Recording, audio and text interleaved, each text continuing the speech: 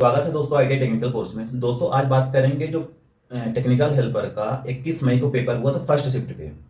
और इसमें बात करेंगे कि टेक्निकल हेल्पर में जो क्वेश्चन आए थे इलेक्ट्रीशियन थ्योरी पे, तो क्वेश्चन कहाँ से उठाया गया था और जो फर्स्ट शिफ्ट में हुआ था कि पेपर का लेवल क्या आया था। जो स्टूडेंट का एनालिसिस करने के बाद जो मुझे क्वेश्चन मिले हैं, आपको वो क्वेश्चन आपके सामने दिखाएंगे।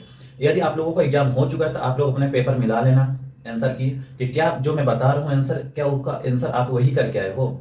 और अभी तक इसके पहले मैं एक वीडियो बनाया था जो आज पूछा गया था फर्स्ट शिफ्ट में जीके का क्वेश्चन, तो जीके का भी देख लेना। यदि आपका पेपर हो गया फिर भी जीके आप मिला लेना कि जीके का क्वेश्चन क्या सही में 25 क्वेश्चन जीके के मिला है मुझे, और 25 के 25 क्वेश्चन के आंसर मैं आपको बता दिया हूँ। अब बताऊंगा कि आज जो फर्स्ट शिफ्ट का पेपर हुआ है इलेक्ट्रीशियन थ्योरी का, तो उसमें से कम आपको 20 क्वेश्चन मैं दिखा दूंगा कि 20 क्वेश्चन क्या क्या पूछा था, और आज के पेपर में जो बच्चे बताए वो इसी का है, एनालिसिस करेंगे। और आगे बढ़ने से पहले मैं आपसे रिक्वेस्ट करूंगा कि चैनल पे नए हो चैनल को सब्सक्राइब कर लेना, लाइक कर लेना, शेयर कर लेना। और टेलीग्राम पे आपको पूरे हमारे फॉलो अप कर लेना, लिंक मिल जाएगी सारे पेपरों का, पीडीएफ मिल जाएगा। इसके पहले जो हमारा टेक्निकल हेल्पर का जो पहले हुआ था पेपर 2018 में, उससे बहुत कुछ मिल रहा है। और इस वीडियो के डिस्क्रिप्शन पे आपको लिंक भी मिल जाएगी प्रीवियस ईयर पेपरों की, तो एनालिसिस कर लेना, पेपर को पढ़ के ही जाना, क्योंकि पुराने पेपर से ही पूछ रहा है क्वेश्चन। आज का जो फर्स्ट नंबर क्वेश्चन पूछा था, यानी जो प्री एग्जाम का फर्स्ट शिफ्ट में पहला क्वेश्चन जो था आज का, मैं पहले नंबर क्वेश्चन की बात कर लेता हूँ। पहला नंबर यही क्वेश्चन क्वेश्चन पूछा था कि जो दायां हस्त नियम होता है, दायां हाथ नियम कहाँ लागू होता है, दायां हाथ नियम किस में लागू लागू होता है। इसका जो आंसर होगा दोस्तों, सबको मालूम होना चाहिए कि दायां हस्त नियम जो होता है डीसी जनरेटर पे लागू होता है। डीसी वो डीसी बोले, हाँ, डीसी जनरेटर पे लागू होता है। क्वेश्चन बहुत सरल आ रहे हैं, 35 क्वेश्चन आपको सरल मिलेंगे। जो उसके अलावा जो होते हैं 15 क्वेश्चन में आपको दिमाग लगाना है। मैं पूरा बता दूंगा, एनालिसिस कर दूंगा। कल के भी पेपर से कुछ मिलते जुलते क्वेश्चन आए हुए हैं, एक दो क्वेश्चन मिले हुए हैं, तो आपको घबराना नहीं किसी भी प्रकार के। आपके कल पेपर है तो आप ये सारे क्वेश्चन आपको एक बार रिपीट कर लेना है। सबसे ज्यादा कैपेसिटर इंडक्टर यहां से पूछे जा रहे हैं। दूसरा नंबर क्वेश्चन ये पूछा था, दूसरा नंबर क्वेश्चन था 1 और 0, और 0 और 1 किस में होता है। सबको मालूम होगा तो 0 और 1 जो होता है नॉट गेट में होता है। ये पूछा था कौन सा गेट है, क्वेश्चन ऐसा था कौन सा गेट है। इसका आंसर जो होगा ये होगा नॉट गेट, नॉट। यदि अभी तक आप लोग आंसर नहीं मिलाए हो, आप पेपर देख कर आए हो तो भी देख लेना, पेपर जाने वाले देख रहे हैं तो देख के जाना। अगला क्वेश्चन पूछा था माइक्रो एम्पियर का मतलब, माइक्रो एम्पियर का जो मतलब है ये इस टाइप के म्यू ए, इसको अपन ऑप्शन दिया था, बच्चे बोल रहे थे कि MICRO, माइक्रो एम्पियर आपको कर देना था, इसका फुल फॉर्म दिया था। एक टाइप से देखा जाए तो क्वेश्चन जो टेक्निकल वाला पार्ट है बहुत सरल आ रहा है। लड़के फंस रहे हैं जीके में, फिर भी लड़के 60 प्लस करके क्वेश्चन आ रहे हैं, तो ये समझिए कि पेपर बहुत अच्छा आ रहा है। आते हैं चौथा नंबर क्वेश्चन की बात कर लेते हैं। लिखा है अगला वाला, नेक्स्ट क्वेश्चन बोला है जब एन बराबर आरपीएम दिया हो, आरपीएम आरपीएम में है, मतलब एन जो है स्पीड में दिया गया है, पी बराबर जो है पोल दिया है, पी बराबर पोल दिया है, तो एफ बराबर क्या होगा, फ्रीक्वेंसी का सूत्र निकालना है, एफ बराबर। और सबको मालूम होगा फ्रीक्वेंसी, एन आरपीएम दिया, पी पोल दिया, तो फ्रीक्वेंसी निकालने के लिए जो सूत्र होता है एफ बराबर पी इंटू एन बटे 120 होता है फार्मूला इसका फ्रीक्वेंसी निकालने का।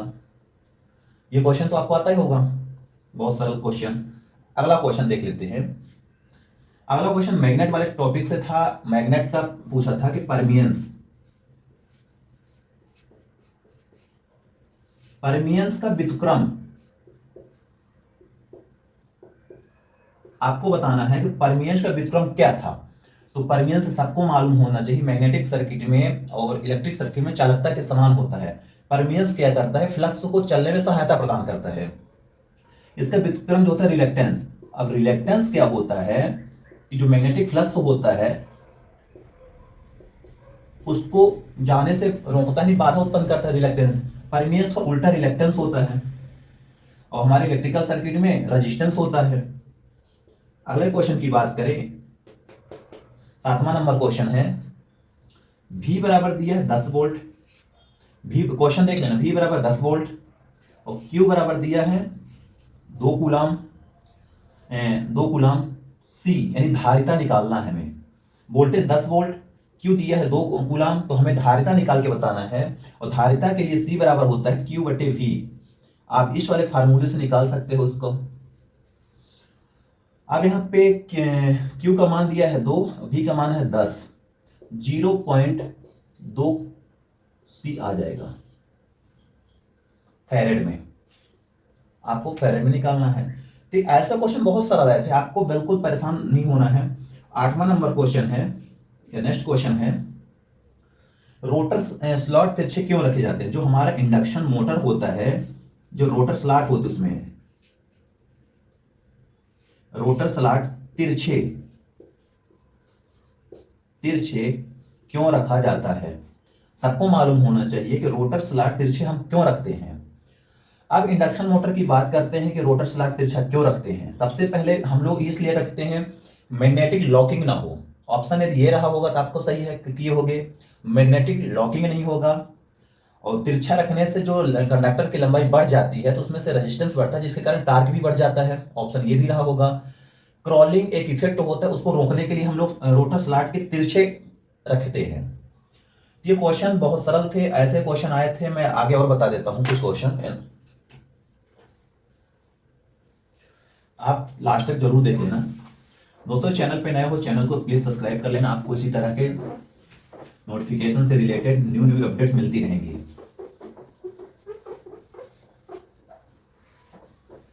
चलिए आगे क्वेश्चन बता देता हूं क्या पूछा था। नेक्स्ट क्वेश्चन, 8वां नंबर क्वेश्चन था, मोबाइल में कौन सी बैटरी यूज की जाती है? जो मोबाइल होती है, बैटरी को यूज, बैटरी कौन होती है?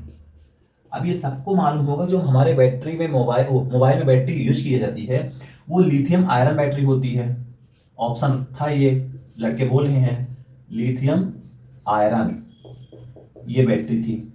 सब करके आए होंगे, बहुत सारा क्वेश्चन था। मतलब एक टाइप से हम आपको एनालिसिस करके बता रहे हैं कि क्वेश्चन का लेवल था क्या, आपको कैसे पढ़ाई करना भी, आपके पेपर बचा है देने को। और यदि आपका पेपर हो चुका है तो आप मिला भी सकते हो, क्या मैं ये सही करके आया हूं या गलत है मेरा। अगला क्वेश्चन है कि डिजिटल घड़ी पे, डिजिटल जो डिजिटल घड़ी होती है में कौन सा सेल होता है? जो सेल होता है डिजिटल घड़ी में कौन सा होता है, आपको मालूम होना चाहिए। जो बटन सेल होते हैं वही सेल हम लोग डिजिटल घड़ियों पे यूज करते हैं। ये रहा होगा ऑप्शन, बटन सेल। अगला क्वेश्चन पूछा था 10वां नंबर, कम्यूटेटर क्या करता है? कम्यूटेटर का क्या काम है? सबको मालूम होगा, बहुत सरल ही क्वेश्चन, कोई टफ नहीं था। कम्यूटेटर का काम है एसी टू डीसी कन्वर्ट करना। एसी सप्लाई को डीसी में कन्वर्ट करने के लिए हम लोग कम्यूटेटर का उपयोग करते हैं, या डीसी को एसी में कन्वर्ट करने के लिए हम लोग कम्यूटेटर का यूज करते हैं। अगला क्वेश्चन है 11वां नंबर, एक्सेल का सूत्र कितना सरल है? एक्सेल का फार्मूला सबको मालूम होना चाहिए। एक्सेल बराबर 2πfl, और एक्ससी का होता है 1/2πfc, ये एक्ससी का होता है। एक्ससी बराबर कैपेसिटेंस के लिए। अगला क्वेश्चन पूछा था 12वां नंबर,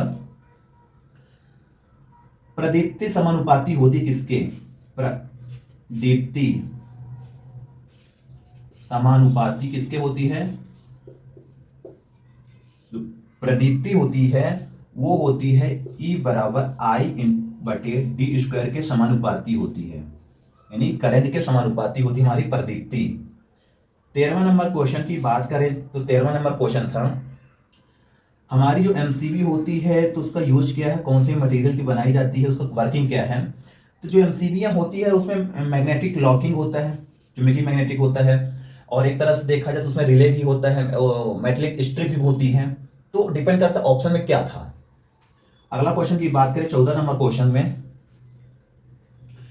हमारा जो ट्रांसफार्मर था किस सिद्धांत पर काम करता है? Transformer working of principal.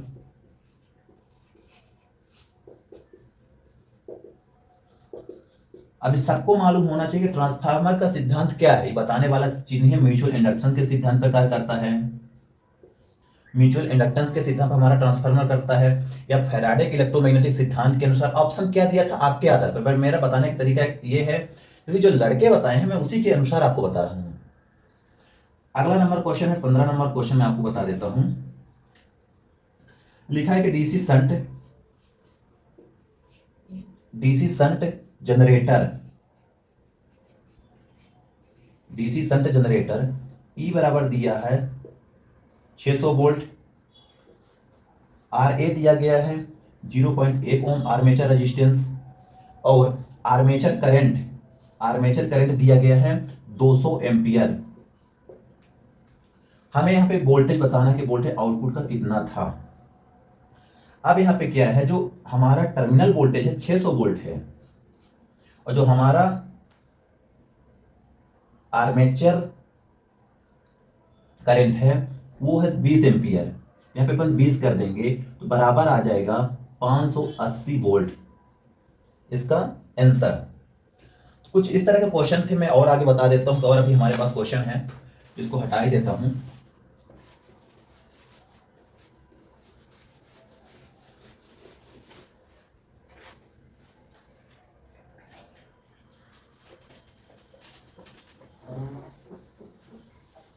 देखिए क्वेश्चन देखा जाए तो अच्छा था एक तरह से, और सभी लड़के खुश भी हैं, बोल रहे हैं सर बहुत अच्छा क्वेश्चन आया था, और उनको तैयारी भी हुई थी, पीडीएफ देखे थे, कंप्लीट प्रीवियस ईयर पेपर का एनालिसिस करके गए थे, इसलिए उनका पेपर अच्छा जा रहा है।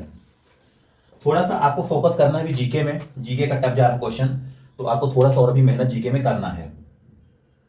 16वां नंबर क्वेश्चन की बात करें तो 16वां नंबर जो हमारा क्वेश्चन है, 16वां नंबर क्वेश्चन बोल है ऐसी कौन सी स्विच है जो सदैव ऑफ स्थिति पर काम करती चलती है?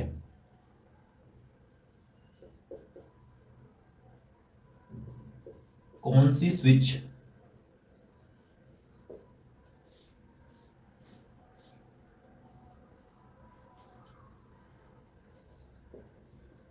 स्विच लिखा हुआ है, कौन सी स्विच ऑफ स्थिति पर ऑपरेट होती है? आप समझ ही रहे होगे, ऑफ स्थिति पर ऑपरेट होती है, तो ये सबको मालूम होगा कि आइसोलेटर होती है। आइसोलेटर एक स्विच होती है जो ऑफ स्थिति पर ऑपरेट किया जाता है। अगले क्वेश्चन की बात कर लेते हैं, 17 नंबर क्वेश्चन बोल रहा है कि यदि मोटर स्थिर अवस्था पे इंडक्शन मोटर की स्लिप कितनी होती है? ये सबको मालूम होना चाहिए कि जो हमारा इंडक्शन मोटर होता है, इंडक्शन मोटर स्थिर अवस्था में उसकी स्लिप जो होती है 100 आती है, क्योंकि उस टाइम पे मोटर खड़ा होता है तो कोई भी डिफरेंस नहीं आता स्टेटर और रोटर के बीच। अगला नंबर जो क्वेश्चन है 18वां नंबर क्वेश्चन है, अपन लोग जो स्पार्किंग होती है सीरीज मोटर हो गया या डीसी मोटरों पे, स्पार्किंग को कम करने के लिए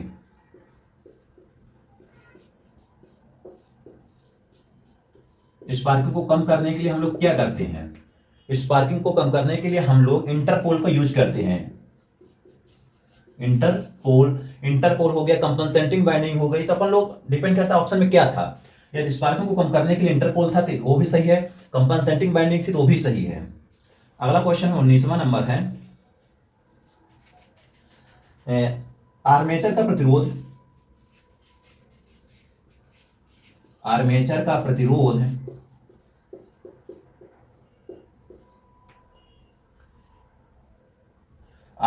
प्रतिरोध कैसे मापते हैं? अभी सबको मालूम होगा कि जो हम लोग प्रतिरोध मापते हैं, आर्मेचर का हो किसी का हो, वो मापते हैं ओम मीटर के माध्यम से। ये चीज सबको मालूम होना चाहिए कि जो आर्मेचर का प्रतिरोध होता है हम लोग ओम मीटर के माध्यम से मेजर करते हैं। 20वां नंबर क्वेश्चन क्या पूछा था, सीटी 100:5 वो गुणांक है, अपन को इसको बताना है कि 100/5 यानी 20%। ये करंट ट्रांसफार्मर के बारे में पूछता गुणांक था। अगला क्वेश्चन पूछा था जो हमारा वो होता है ईएमएफ की दिशा ज्ञात करने के लिए कौन सा नियम लागू करते हैं। जनरेटर का जो ईएमएफ होती है उसकी दिशा जानने के लिए, दिशा को ज्ञात करने के लिए हम लोग फ्लेमिंग के दाएं हाथ नियम उपयोग करते हैं। फ्लेमिंग दायां हाथ। तो ये दोस्तों कुछ क्वेश्चन थे जो कि आपके आज जो फर्स्ट शिफ्ट में थे 20 से 21 जो क्वेश्चन मैं करा दिया हूं। आज का पेपर यानी फर्स्ट शिफ्ट में बहुत अच्छा आया था, क्वेश्चन लेवल दे सकते हो। आशा है कि आप लोगों का पेपर अच्छा गया होगा। आपसे एक रिक्वेस्ट और मैं कर देता हूं कि हमारे चैनल पे दोस्तों नए हो, चैनल को प्लीज सब्सक्राइब कर देना, लाइक कर देना, शेयर कर देना। आपको कंप्लीट स्टडी मटेरियल आपको इसमें मिल जाएगा, वैकेंसी से रिलेटेड आपको अपडेट मिलता रहता है। और आप यदि पढ़ना चाहते हो तो वीडियो के डिस्क्रिप्शन में सारे पीडीएफ का लिंक दी गई है, आप आसानी से पेपर को प्रीवियस ईयर पेपर को पढ़ सकते हो। जय हिंद, जय भारत।